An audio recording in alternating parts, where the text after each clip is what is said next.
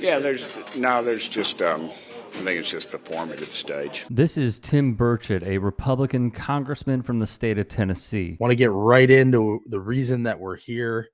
As I think many of you saw, if you follow us this past week, Rep. Tim Burchett hopped on Twitter, and he often does pretty hateful, ugly things, but this week he really topped himself and shared a picture of this man, Denton Loudermill, who was in Kansas City at the Kansas City parade, and said that he had been accused of being one of the shooters at the parade, accused him of being, quote unquote, an illegal alien, to use Burchett's language. We'll put up the inaccurate tweet so everyone can see it. Burchett posted Denton's photo with the caption being, "One of the Kansas City Chiefs victory parade shooters has been identified as an illegal alien." Why did he do this? Because the border is their priority.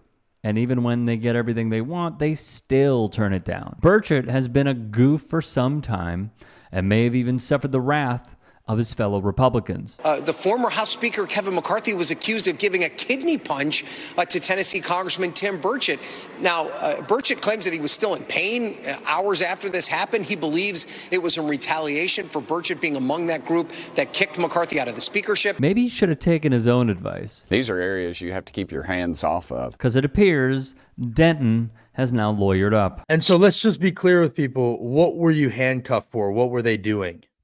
They handcuffed me because they said I didn't get out of the crime scene fast enough. Okay, and so they handcuffed you, they moved you aside, and there were no charges. I didn't get charged with anything or nothing. How many people do you think were posting about this, Denton? Are you very in tune to social media? Did you see it happening? No, I am not. My family is, but they said there's thousands of people saying things that are incorrect. What would your message be to people like Tim Burchett who rushed to conclusions and posted this about you?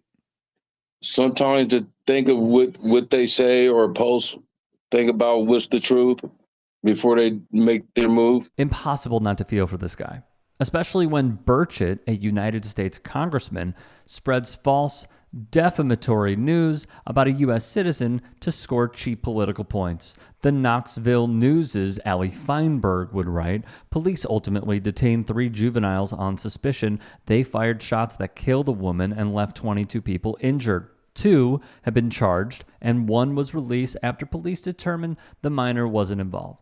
Burchett posted on X a photo that showed Loudermill and falsely claimed he was an illegal immigrant who committed the shooting. Burchett's tweet was reposted by over 2,000 people and was interacted with by at least 4,000. Loudermill, a father of 3, told local media he has received death threats since those images of him at the scene went viral. But he's not taking legal action, at least for now. What steps have you taken, if any? Right now, the only steps that we're taking is trying to get all of the media outlets, people like yourself and your outlets, to just walk this back through. And in doing that, we are uncovering more and more information, more screenshots, more posts of people that have said all kinds of untrue, hurtful, racist, several types of things in our pursuit to just clear his name. And so the legal part is unfolding as we walk this back and just have people disassociate that negative mass shooter from this Chiefs fan right here. From the Daily Beast, before long viral posts surfaced alleging that a 44-year-old illegal immigrant named Sahil Omar was identified as one of the shooters and had been arrested by Kansas City police, citing the images of a detained Loudermill. The AP noted that the name Sahil Omar has been used to make similar erroneous claims about other recent tragedies, likely preying on fears about immigration and crime, and you know who they are preying on. His attorney would also say, Mr. Denton has received death threats over a lie, over misinformation. He didn't do anything wrong, didn't commit a crime.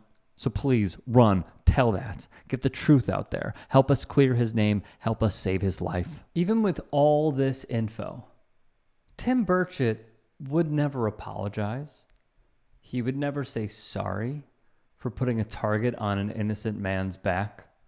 Instead, He opted to write, "It has come to my attention that in one of my previous posts, one of the shooters was identified as an illegal alien. This was based on multiple incorrect news reports stating that. I have removed the post." Weak sauce, Congressman. Weak sauce. Now, what I would recommend is if the RNC has any fees left to pay your legal fees, after likely covering for Donald Trump and his suits because they are bending over backwards for him, I would recommend reaching out to Ronna McDaniel. Just a piece of advice. Would you have liked to see an apology there, Denton? Yes, I would. I would like to see that. Yes, I would. Right.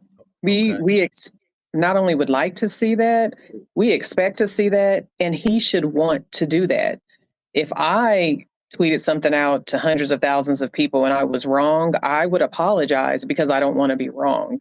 And so if your intentions are to represent the American people, to represent them with truth, then you should want to walk that back. And from what I understand about Congressman Tim, this isn't one of his first rodeos with making statements that have harmful and hurtful consequences. Far from it. He makes a habit of hopping on his feed and talking about people in that way. And that's why he was in such a rush to do this in this moment. Let me also say this. Denton and his attorney have been asking for donations with what I assume will be to cover his legal fees. We'll leave a link in the description box below. But if you can, please do donate to his GoFundMe. It would help out immensely. Here's where I stand on this.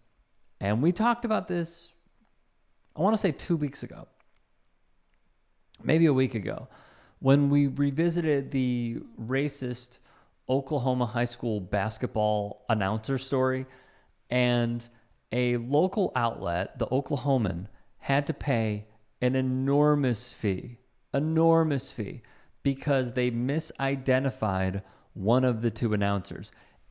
It does not mean that this guy committed no wrongdoing. His partner used the N-word,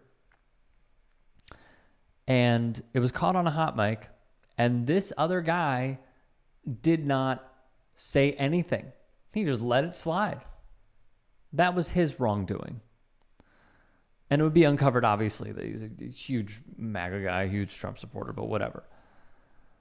And I said at the time of that clip, I felt odd running that story because I heard two voices and everyone was rushing to judgment, at least the Oklahoman was, on the first guy, when I needed to get and have it be confirmed that it is that guy. Turns out it wasn't.